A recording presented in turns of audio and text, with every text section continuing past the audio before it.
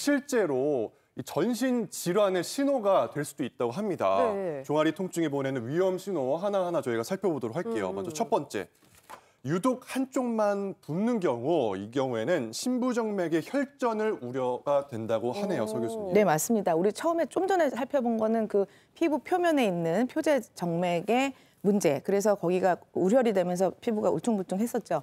이번에는 그 안쪽에 보이지 않는 심부의 정맥이 있어요. 화면으로 준비했는데 그 심부 정맥의 피떡이 이렇게 생기는데 보시면 아까 제가 심부 정맥에 또 밸브가 물론 있겠죠. 네. 근데 이 밸브 주위에 저렇게 혈전이 잘 생깁니다. 그래서 저 피떡이 생긴 거죠. 네. 저 피떡이 이렇게 신체를 다 혈관을 타고 돌다가 이렇게 막히는 상황 때문에 가다 보면 뭐 이렇게 막 붓고 한쪽 막 확 붓고 저렇게 아파지기도 하고 폐로 날아가면 폐색전증으로 숨이 차서 또 돌아가실 수도 있는 아주 심각한 질환이 되는 거거든요.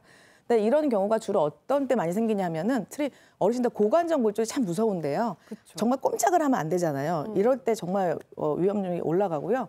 또 장기간 여행, 이게 뭐 하루 이틀이 아니라 단 4시간 이상만 꼼짝을 안 해도 생길 위험이 올라가고요. 또 비만도 그럴 수 있고 또 피가 잘 응고되는 상황이 만성 콩팥병 말기, 콩팥 기능이 떨어져 피가 잘 엉겨 붙고 또 요즘은 이제 암 같은 거 이제 치료 많이 받으시는데 특히 폐암이나 위암 같은 액티브한 암이 있을 때도 피가 잘 엉겨 붙고요. 네. 또 특별한 타모xifen 같은 항암제가 또 이런 혈전을 만들기도 하기 때문에 이런 리스크가 있는 분들은 특별히 좀 조심하실 필요가 있죠. 네, 이어서 종아리가 보내는 위험 신호 두 번째도 보도록 하겠습니다. 네.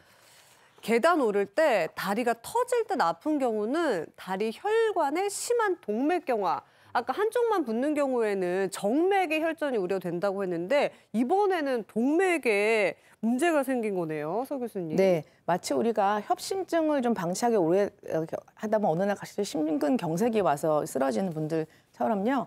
평상시에 다리 동맥경화가 와서 좀 좁아져 있다가 이제 문제가 생기는 경우가 있는데 화면에 보시면 이렇게 갑자기 혈관이 이렇게 막혔어요, 그죠? 그래서 뻥 뚫어줬는데 이렇게 응급 조치를 해서 뚫어지지 않으면요, 당연히 그 밑으로 가는 혈류가 공급이 안 되니까 다리 혈관 이하의 피부 근육이 괴사되니까 절단할 수도 있고 사망할 수도 있는 위험한 병이 생길 수 있는 가능성이 있는 게 바로 이런 심한 다리 동맥 협착입니다. 그런데 이런 다리 동맥 협착은요, 40%가 증상이 없습니다. 실제로 저희 검진하실 때 저희가 말초 동맥 경화도 검사를 한 걸 하거든요. 어떻게 하냐면 혈압을 양쪽을 재고 발목을 양쪽을 재요. 그 검사를 통해서 저런 말초 동맥 경화를 진단하는데 꽤 있으세요. 그런데 증상이 없으셔요. 하지만 가능한 증상은요, 마치 협심증도 초기에는 운동을 할 때만 증상이 있는 것처럼 이런 이제 그 적당히 막힌 경우에는 움직여야 아파요. 그래서 특히 이 다리 혈관은 언덕을 올라가거나 계단을 올라갈 때 혈류가 제일 많이 필요하니까 이때 제일 많이 아프고요. 근데 감쪽같이 거짓말처럼 한 15분 쉬면 완전히 좋아지는.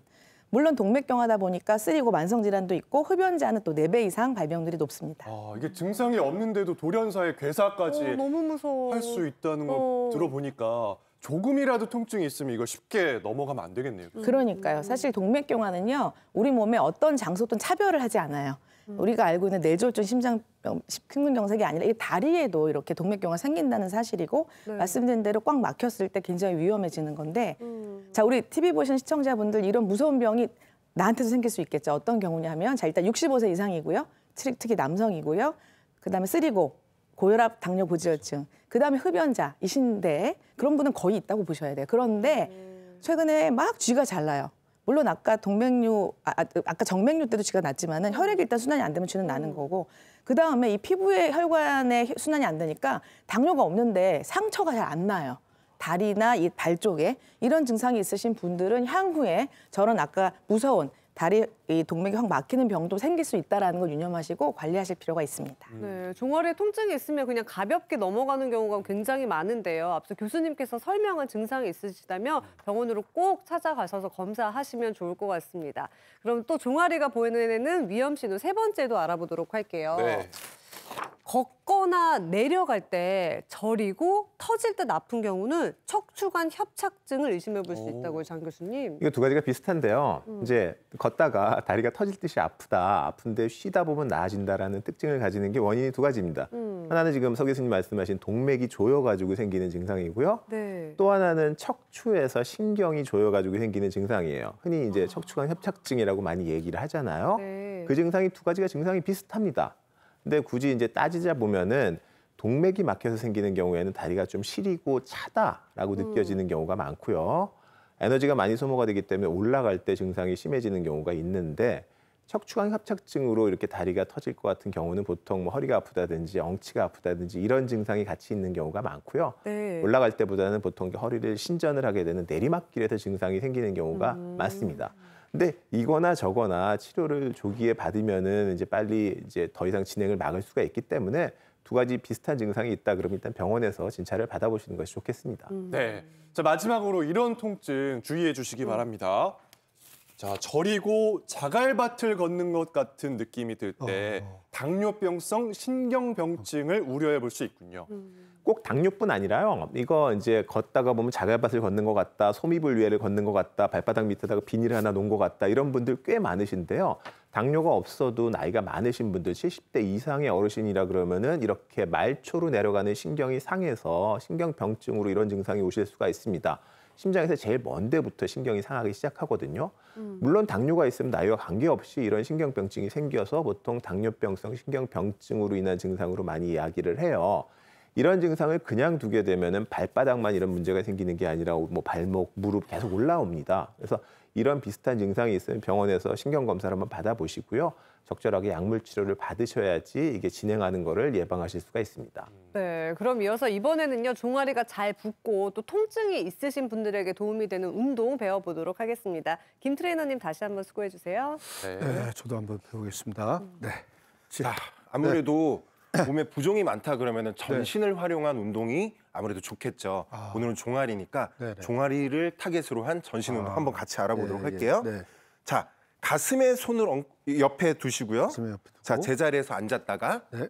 만세를 하는데 한 발로 버텨볼게요. 그다음에 다시 앉았다 앉아서 반대발로 버텨볼 발. 거예요. 네. 자, 앉았다 버티는데 까치발을 같이 한번 들어볼 겁니다. 까치발. 호흡 내뱉으면서 까치발. 까치발. 호흡 내뱉고 까치발. 까치발. 균형 잘 잡아야 돼요. 까치발. 요렇게 10회씩 왕복 10회씩 3세트를 해주시면 부종을 제거하는데 매우 효과적이고요. 종아리 부종이요? 그리고 예, 예. 또 한 가지 있습니다. 네. 자, 제자리에서 주먹 크기만큼만 벌려주시고요. 네. 자, 이 상태에서 한 발만 까치발을 높게 한번 들어볼게요. 까치발 높게. 그리고 네. 반대발로 바로 바꿔줍니다. 상체, 전신을 써야 된다 그랬죠. 팔도 같이 크게 한번 같이 쓰면서. 움직여 볼게요. 종아리를 자극시키기 위해서는 뒤꿈치를 높게 들어줘야 됩니다. 이거 어디서 많이 봤죠? 네네네. 뭐 경고하는 것 같은데. 홈쇼핑에서 같이 종아리 여러분들이 부종 빼고 올라가서 싶으세요? 예. 부종 빼고 싶으신가요? 네, 부종 빼고 싶습니다. 종아리 네. 건강하게 만들고 싶으신가요? 예, 이 운동 하시면 됩니다. 밤새도록 해도 괜찮을 것 같습니다. 그럼요. 네. 이렇게 하면서, 하시면은 예. 종아리의 부종을 제거하는 아주 효과적인 운동이 완성이 된다.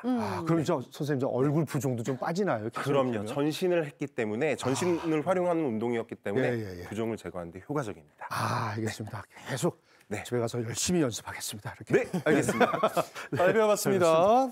네. 생활 속에서 우리가 크고 작은 종아리 통증을 겪게 되는데요. 이것을 해결하면 됩니다. 장수 종아리 만드는 맞춤 건강법을 저희가 또 알려드리도록 할게요. 네. 첫 번째, 붓는 종아리. 붓는 분들 많이 계시죠. 오. 이런 경우 주물주물 됩니다. 장 교수님. 네, 일단 아까 이제 종아리가 아프신 분들 같은 경우에는 아까 김지한 트레이너가 얘기한 식으로 이렇게 꾹꾹 눌러주셔도 좋은데요. 붓는 종아리 같은 경우는 그렇게 꽉꽉 누르게 되면은 혈관은 괜찮은데 림프관 같은 경우가 상할 수가 있어요. 그래서 만약에 발이 많이 부으신 분들은 너무 꽉꽉 주무르시는 것보다는 발끝부터 심장 쪽으로 이렇게 천천히 우리 손주 머리 쓰다듬듯이 이렇게 쓰다듬는 식으로 주물러 주셔야지 안전하게 붓는 종아리를 마사지를 하실 수가 있습니다. 네, 이렇게 붓는 종아리에는 마사지고요. 네. 이어서 묵직하고 피곤한 종아리에는 조격이 도움이 된다고요, 서 교수님? 네, 이제 묵직하다는 것은 이제 피가 아래로 몰려 있으니까 혈액 순환을 시켜줘야 되겠죠.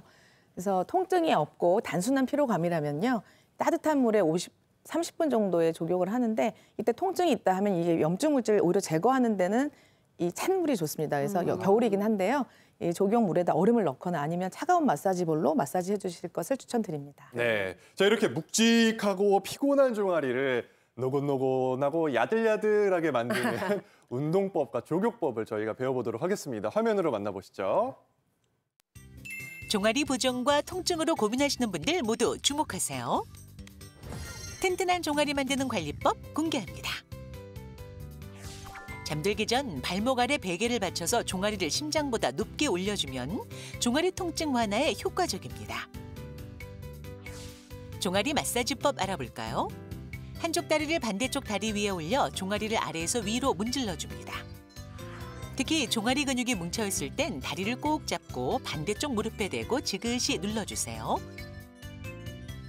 다음은 수건을 활용한 운동인데요.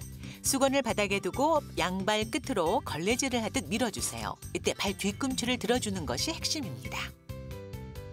이 동작은 앉아서 하는 동작이지만 허벅지 근육뿐만 아니라 종아리, 발바닥 근육까지 효과적으로 사용할 수 있는 운동입니다.